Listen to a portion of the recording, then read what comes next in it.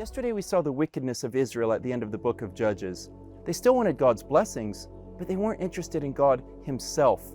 It says over and over that in those days there was no king in Israel. In other words, there was no godly leadership who would guide them in the ways of the Lord. And so it says, since they didn't have that, everybody just did whatever seemed right in his own eyes. Well, today we see the exact opposite in Psalm 24 to 26. 3 Psalms written by David, the godly king who the Lord refers to as a man who is after my own heart. Psalm 24, we have a celebration of the majesty and the holiness and the greatness of God, who is our one and true King. David begins by making it clear that everything and everyone belongs to him. The earth is the Lord's, and all that is in it, the world and everyone who lives in it. In other words, he's the creator of everything, and therefore he's the rightful king of everything. And that includes you and me. He's the Lord who's holy, David says, and only those who have pure hearts are able to enter his presence. And in verses 7 to 10, he gives us this picture of the Lord as the great king riding into Jerusalem, the place where he dwells, and his people opening up the gates and honoring him and praising him as their king.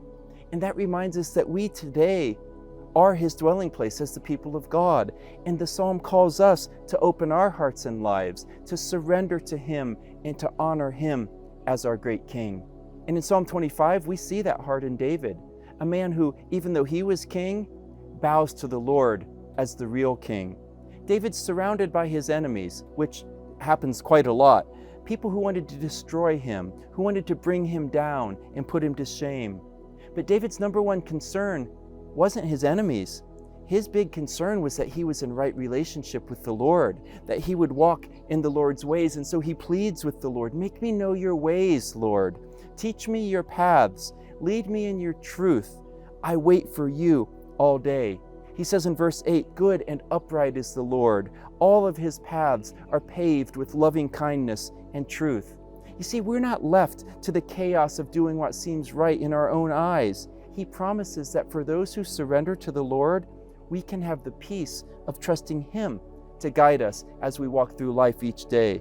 Verse 12, he promises he will instruct us in the way that we should choose, and all will be well with our souls. Then in chapter 26, we see a beautiful commitment from David, from a man who loves God with all of his heart. And this should be the prayer of our hearts every day as well. He says, my eyes are fixed on your unfailing love. I will walk in your truth.